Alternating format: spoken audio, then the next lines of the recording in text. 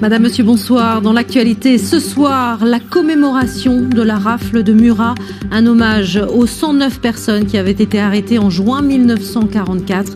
Certaines avaient été fusillées, d'autres déportées en Allemagne.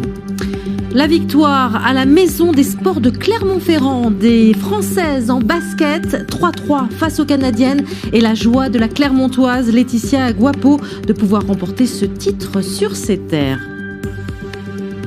Vichy sous le Second Empire avec les fêtes de Napoléon III durant tout le week-end.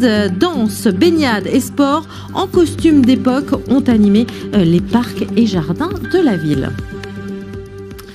Mais avant cela, cette commémoration de la rafle de Murat dans le Cantal, en juin 1944, 109 personnes avaient été arrêtées, certaines fusillées, d'autres déportées en Allemagne. Laetitia Théodore, Lydie Rib.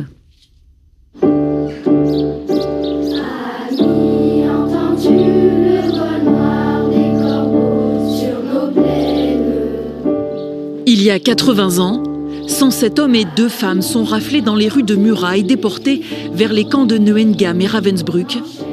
Ils ne seront que 34 à survivre à l'enfer. Parmi eux, Raymond Portefait.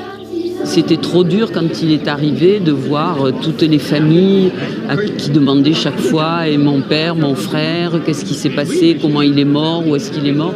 Donc au bout d'un moment, moralement et physiquement, il ne pouvait plus, ça devenait insupportable. Liliane et Francis sont venus de Jérusalem et d'Alsace. Quelques jours avant la rafle du 24 juin, leur oncle et leurs cousins ont été fusillés par les Allemands. Il était important pour nous d'être là, pour montrer que nous continuons à penser comme eux, à transmettre les mêmes idées, une force de vie. Dans notre famille, on a le souvenir de ces disparus qui est vraiment très fort, de ce qu'ils ont fait. Ils ont sacrifié leur vie pour sauver beaucoup d'enfants juifs. Ensuite, ils étaient aussi dans la résistance en étant scouts. La présidente du Parlement de Brême a fait le déplacement. Depuis 10 ans, la commémoration des événements de Murat s'inscrit dans un processus de réconciliation. Nous sommes le peuple des bourreaux, de ceux qui ont commis ces crimes. Pour nous, c'est important qu'on puisse venir demander pardon pour ce que nos ancêtres ont fait. Nous avons une responsabilité à assumer. Ce qui s'est passé à l'époque ne doit plus jamais se reproduire. Une plaque rendant hommage à 3 femmes professeurs au collège de Murat, reconnues justes parmi les nations, a été dévoilée. Durant la guerre, elles ont caché 53 familles et une quinzaine d'enfants.